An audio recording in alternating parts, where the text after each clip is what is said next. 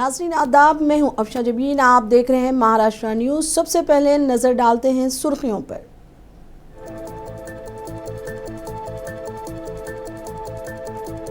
Maharashtra assembly का monsoon session जारी। किसानों को वाजिबात की अदायगी के मुतालबे पर अपोजिशन पार्टियों ने ऐवान से किया वॉकआउट।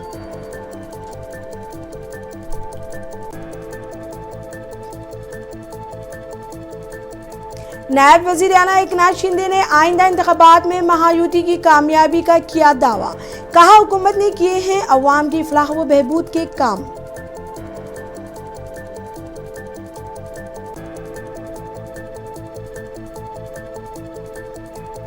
डबल इंजन वाली हुकूमत लोगों के बेहतरीन मफाद में कर रही है काम। महाराष्ट्र के नए बीजेपी सरबराह रविंद्र चौहान का बयान।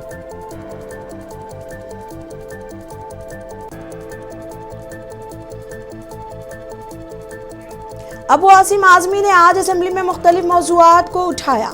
महाराष्ट्र में उर्दू की तरक्की के लिए मौसर इक़दामात करने का किया मुतालबा।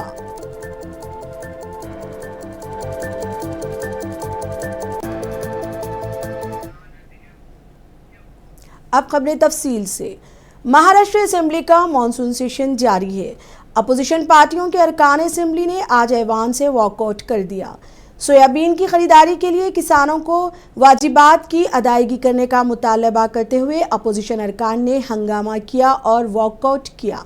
अपोजिशन ने हुकूमत पर खरीदारी के अमल में बेज़ाब्तगियों और किसानों को अदायगियों में ताख़ीर का इल्ज़ाम लगाया है। कांग्रेस का कहना है कि सोयाबीन किसानों को उनकी फ़रोख्तशुदा फसलों की अदायगी नहीं मिली है। टाउन और मार्केटिंग के वजीर जय कुमार रावल ने असेंबली को बताया कि इस साल रियासत भर में 562 मराकिज़ पर सोयाबीन खरीदी गई है।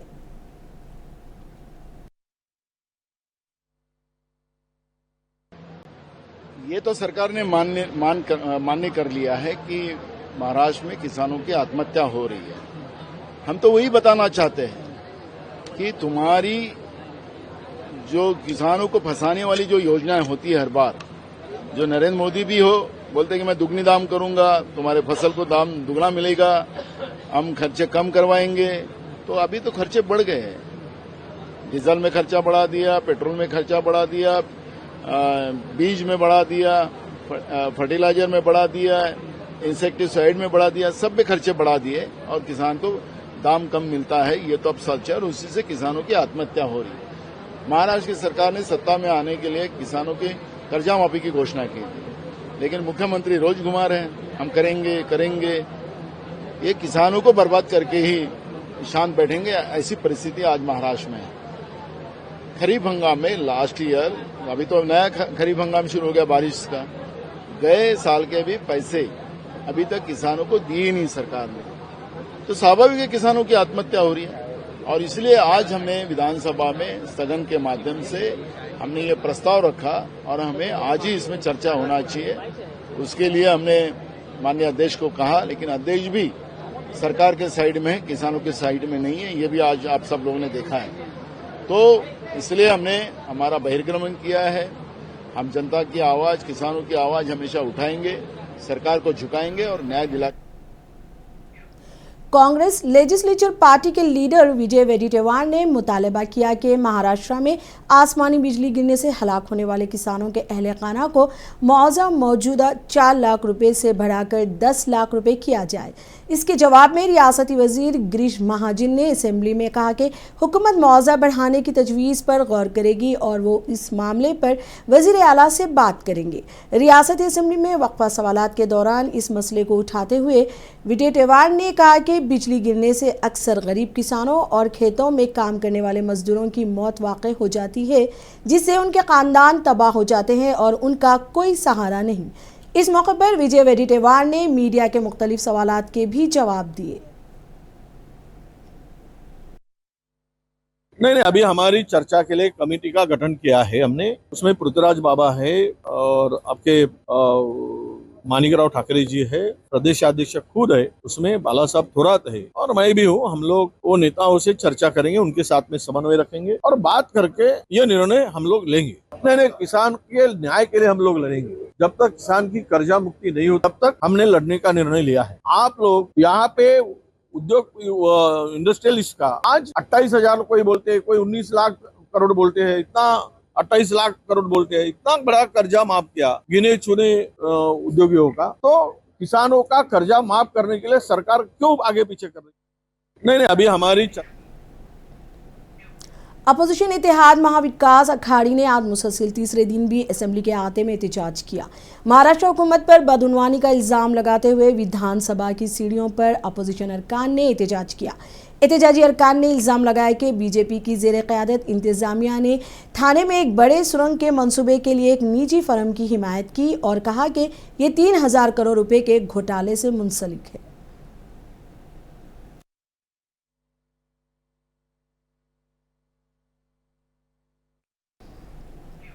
समाजवादी पार्टी के रुकने असेंबली अबू आसिम आज़मी ने आज असेंबली में मुख्तलिफ मौज़ूआत को उठाया। इस मौके पर अबू आज़मी ने कहा कि उर्दू हमारे ही मुल्क की ज़ुबान है। जब भी वज़ीर आला या कोई और वज़ीर ऐवान में अपनी बात रखते हैं तो उर्दू शायरी का सहारा लेते हैं, मगर जब उर्दू एकेडमी के क़याम और उर्दू ज़ुबान की तरक्की की बात आती है तो हुकूमत नाइंसाफ़ी करती है। उन्होंने मुतालबा किया कि उर्दू एकेडमी का जल्द अज जल्द क़याम किया जाए और ज़्यादा से ज़्यादा फ़ंड देकर उर्दू की तरक्की के लिए मौसर इक़दाम किए जाएँ।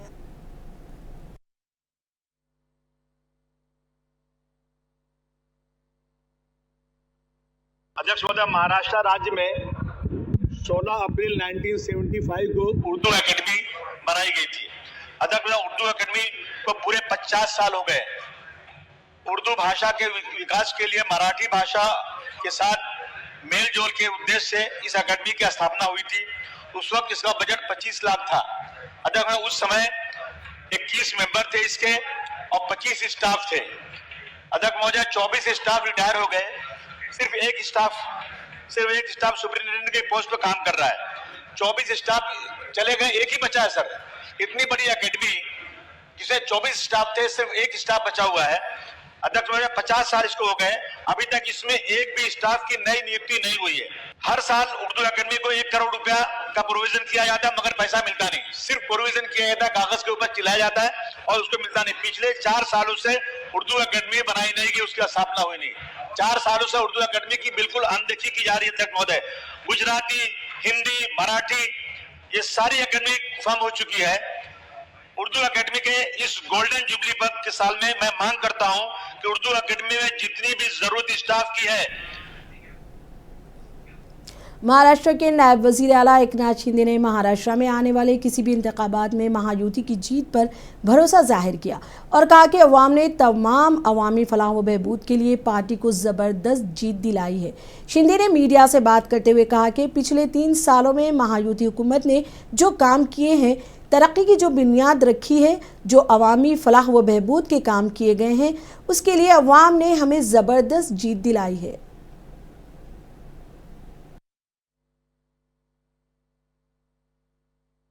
महायुति सरकार ने जो काम किया है, महायुति सरकार ने, जब मैं सीएम था, अब देवेंद्र जी सीएम है, महायुति सरकार ने पिछले 3 सालों में जो काम किया है, जो डेवलपमेंट की नींव रखी है, जो लोकाभिमुख कल्याणकारी योजनाएं की है, इससे महाराष्ट्र की जनता ने विधानसभा में हमारे जो विकास के काम हो, कल्याणकारी योजना हो, इसके लिए पूरी तरह महायुति को लैंडस्लाइड मैंडेट दिया है।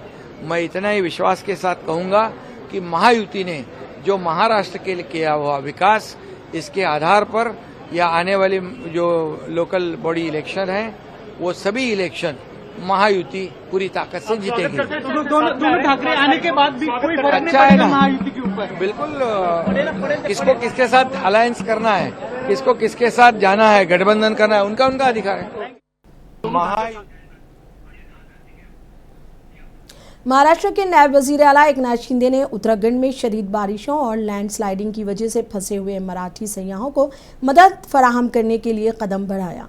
उन्होंने उत्तराखंड हुकूमत से दरख्वास्त की है कि लैंडस्लाइडिंग और सड़कों की बंदिश की वजह से वहां फंसे हुए मराठी सयाहों को मदद फराहम की जाए। शिंदे ने उत्तराखंड के वज़ीर आला पुष्कर सिंह धामी से इस ज़िम्न में फ़ोन पर बात की। इतलात के मुताबिक उत्तराखंड में 150 से ज़्यादा सयाह बारिश की वजह से फंसे हुए हैं। उत्तराखंड हुकूमत ने भी मुस्बित जवाब दिया और बताया कि सड़क को जल्द अज जल्द बहाल किया जाएगा और फंसे हुए सयाहों को मदद फराहम की जाएगी। आता मी मुख्यमंत्र्यांच्या बरोबर पण बोललो आणि त्यांचे ते बाकी अधिकारी आहेत त्यांच्याशी पण माझं चर्चा चालू आहे। तर मुख्यमंत्री तुमचे आपले तिकडचे म्हणाले मला आता उत्तराखंडचे की काळजी करू नका, आमचे सगळे लोक कामावर आहेत आणि तुमच्या सगळ्या लोकांना सुखरूप बरोबर काढतील तिथून।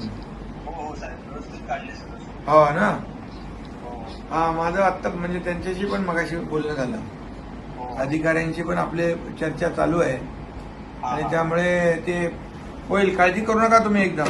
हा सगळे लोक किती आहे तुम्ही टोटल? आम्ही आता इथे 25 जण आहोत टोटल आणि मागून 40 जण येत आहेत। अच्छा, 25 लोक आणि 40 महाराष्ट्रातलेच आहेत? हो हो, महाराष्ट्रात पुढे पण थोडे आहेत। बर बर बर, काही कुठे अडचण आली तर फोन करा बरं का। हो हो, आणि साहेब माझे सासरे आहेत ना बाळूपुरम का, हा हा, त्यांच्या थ्रू आम्ही तुमच्यापर्यंत पोहोचतो। कुठले गावडाशीचे? अच्छा ओके, हो हो, हा हा हा, साहेब धन्यवाद साहेब खरंच। नाही नाही, अरे धन्यवाद कसं आहे, आपले लोक कुठे अडचणीत आले की त्यांना मदत करायलाच पाहिजे ना आपल्याला। हा बिलकुल, तिकडचे मुख्यमंत्री साहेब स्वतः सगळ्यांना आदेश देत आहेत, इन्स्ट्रक्शन देत आहेत आणि सगळे अधिकारी आणि ते लोक आणि त्यांचे ते सगळं बचाव कार्यामध्ये आहेत, सगळे लोक लागलेले आहेत ना। हो लागलेले आहेत। मी आताच मुख्यमंत्री महोदयांची पुष्कर सिंह धाबी त्यांचे महाराष्ट्र हुकूमत की जानिब से 3 जुबानों की पॉलिसी पर अमलवारी के अहकामात वापस लेने के फैसले के चंद दिन बाद शिवसेना यूबीटी के रुकने पार्लियामेंट संजय रावत ने कहा कि वो मुस्तकबिल में भी ऐसी पॉलिसी को कबूल नहीं करेंगे। महाराष्ट्र के स्कूलों में क्लास 1 से 5 तक हिंदी जुबान को मुतारिफ कराने की बढ़ती हुई मुखालिफत का सामना करते हुए रियासती काबीना ने इतवार को 3 जुबानों की पॉलिसी के निफाज पर 2 GR को वापस लेने का फैसला किया है।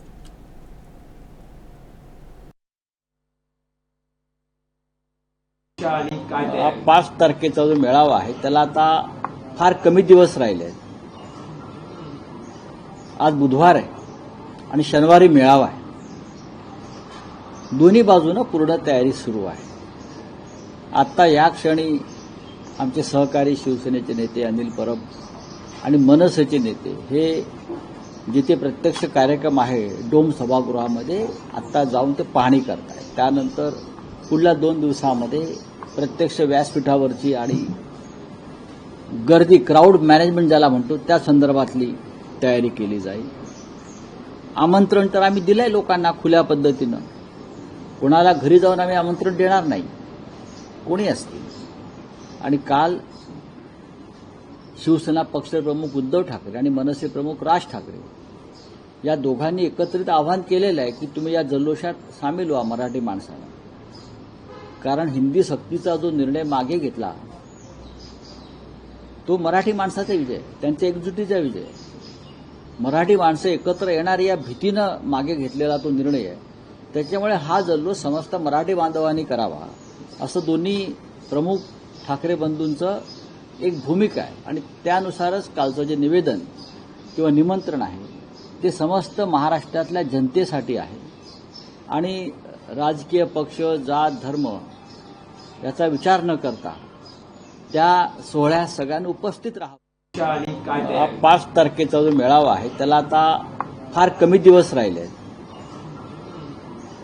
आज बुधवार आहे आणि शनिवारी मेळावा आहे। दोन्ही बाजूनं पूर्ण तयारी सुरू आहे। आता या क्षणी आमचे सहकारी शिवसेनेचे नेते अनिल परब आणि मनसेचे नेते हे जिथे प्रत्यक्ष कार्यक्रम आहे डोम सभागृहामध्ये आता जाऊन ते पाहणी करतायत। त्यानंतर पुढल्या 2 दिवसामध्ये प्रत्यक्ष व्यासपीठावरची आणि गर्दी क्राऊड मॅनेजमेंट ज्याला म्हणतो त्या संदर्भातली तयारी केली जाईल। आमंत्रण तर आम्ही दिलंय लोकांना खुल्या पद्धतीनं, कोणाला घरी जाऊन आम्ही आमंत्रण देणार नाही, कोणी असतील। आणि काल शिवसेना पक्षप्रमुख उद्धव ठाकरे आणि मनसे प्रमुख राज ठाकरे या दोघांनी एकत्रित आवाहन केलेलं आहे की तुम्ही या जल्लोषात सामील व्हा मराठी माणसाला, कारण हिंदी सक्तीचा जो निर्णय मागे घेतला तो मराठी माणसाचा विजय, त्यांच्या एकजुटीचा विजय. मराठी माणसं एकत्र येणार या भीतीनं मागे घेतलेला तो निर्णय आहे. त्याच्यामुळे हा जल्लोष समस्त मराठी बांधवांनी करावा असं दोन्ही प्रमुख ठाकरे बंधूंचं एक भूमिका आहे. आणि त्यानुसारच कालचं जे निवेदन किंवा निमंत्रण आहे ते समस्त महाराष्ट्रातल्या जनतेसाठी आहे. आणि राजकीय पक्ष, जात, धर्म याचा विचार न करता त्या सोहळ्यात सगळ्यांनी उपस्थित राहावं. बीजेपी के लीडर रविंद्र चौहान को बाज़ाब्ता तौर पर महाराष्ट्र का नया रियासती सदर मुकर्रर किया गया. इसका ऐलान सीनियर बीजेपी लीडर और मरकजी वजीर किरण ने किया. मुंबई के वर्ली में मुनक्किदा एक तकरीब के दौरान रविंद्र चौहान को मुतफ़क्का तौर पर बीजेपी की महाराष्ट्र यूनिट का नया सदर मुकर्रर किया गया है. इस मौके पर मरकजी वजीर नितिन गडकरी, महाराष्ट्र के वजीर आला देवेंद्र फडणवीस और मुंबई बीजेपी सदर आशीष समेत बीजेपी के सीनियर लीडर मौजूद थे.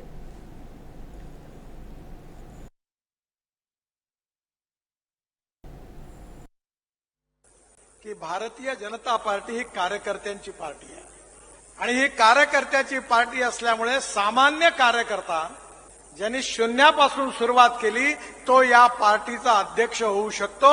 हे केवळ भारतीय जनता पार्टीतच होऊ शकतं, दुसऱ्या कुठल्याही पार्टीत संभव नाही. चंद्रशेखर बावनकुळे यांनी अतिशय कठीण याच्यामध्ये आपला कार्याचा शुभारंभ केला. पहिल्यांदा ज्यावेळी ते ऑटो रिक्षा चालवते त्यावेळी मी त्यांना बोलवलं आणि जिल्हा परिषदेला उभं राहायला सांगितलं. ते म्हणाले माझ्याजवळ पैसे नाहीये. म्हटलं काळजी करू नको, उभा राहतो.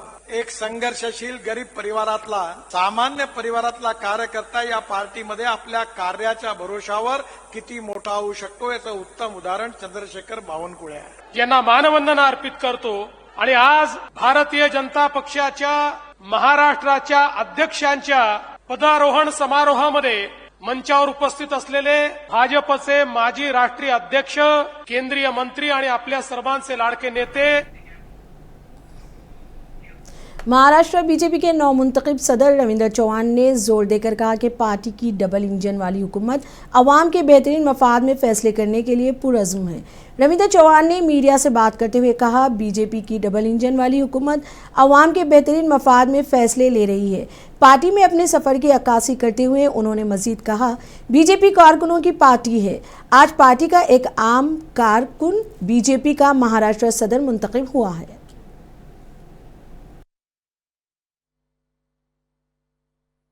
कि आप सभी को मालूम है कि भारतीय जनता पार्टी कार्यकर्ता की पार्टी है.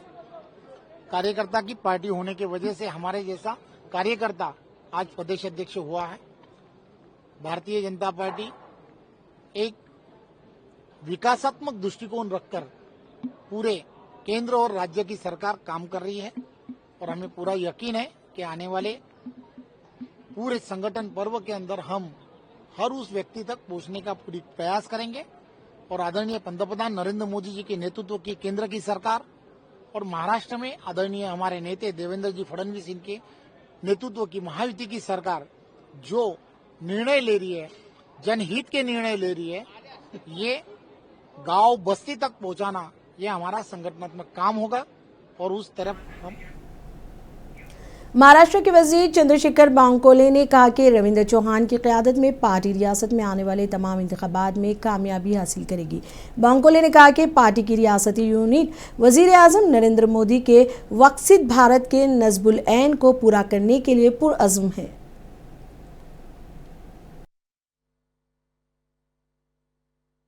महाराष्ट्र भारतीय जनता पार्टी का आज प्रदेश अध्यक्ष का चयन हुआ है. महाराष्ट्र भारतीय जनता पार्टी के 1.5 करोड़ प्राइमरी मेंबरशिप और 1 लाख एक्टिव मेंबरशिप और हमारे सारे 80 जिलाध्यक्ष, 1232 मंडल अध्यक्ष सभी ने एक मत से रविंद्र चौहान जी को महाराष्ट्र भारतीय जनता पार्टी का अध्यक्ष बनाया है. माननीय प्रधानमंत्री नरेंद्र मोदी जी, हमारे नेता अमित भाई शाह जी, माननीय राष्ट्रीय अध्यक्ष नड्डा जी, हमारे राष्ट्रीय संगठन महामंत्री BL संतोष जी, हमारे महामंत्री तावड़े जी, सह संगठन मंत्री शिवप्रकाश जी, अब सभी ने, देश के सभी नेताओं ने, खासकर नितिन गडकरी जी और हमारे महाराष्ट्र के लोकनेता देवेंद्र जी, इनके सभी ने उनको आशीर्वाद दिया है. किरण रिजिजू जी, जो हमारे रिजिजू जी आए थे, इन्होंने संगठन का चुनाव का दायित्व पूरा किया और मुझे लगता है कि महाराष्ट्र भारतीय जनता पार्टी रविंद्र चौहान जी के नेतृत्व में आने वाले जो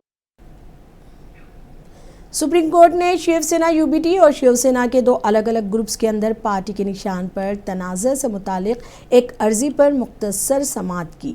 शिवसेना यूबीटी की जानिब से पेश होने वाले वकील ने अदालत को बताया कि रियासत में जल्द ही इंतखाबात का ऐलान होने वाला है। इस तरह पार्टी ने अदालत से इंतखाबात के नोटिफिकेशन से कबल पार्टी निशान के तनाज़े के हवाले से अबूरी इंतजामात करने की हिदायत मांगी। गुजारिशात का जायजा लेने के बाद अदालत ने इस मामले को 14 जुलाई को समाअत के लिए दर्ज किया।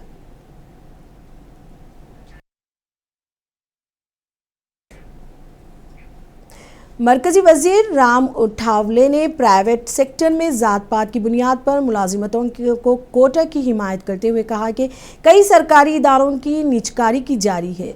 रामदास ने नरेंद्र मोदी हुकूमत के आइंदा मुर्दमशुमारी में जात पात की गिनती को शामिल करने के फैसले का खैर मकदम करते हुए इसे तारीखी इक़दाम करार दिया।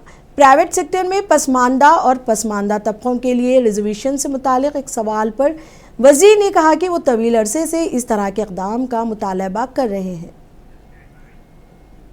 महाराष्ट्र न्यूज़ में अब तक के लिए इतना ही। मुझे दीजिए इजाज़त। आदाब।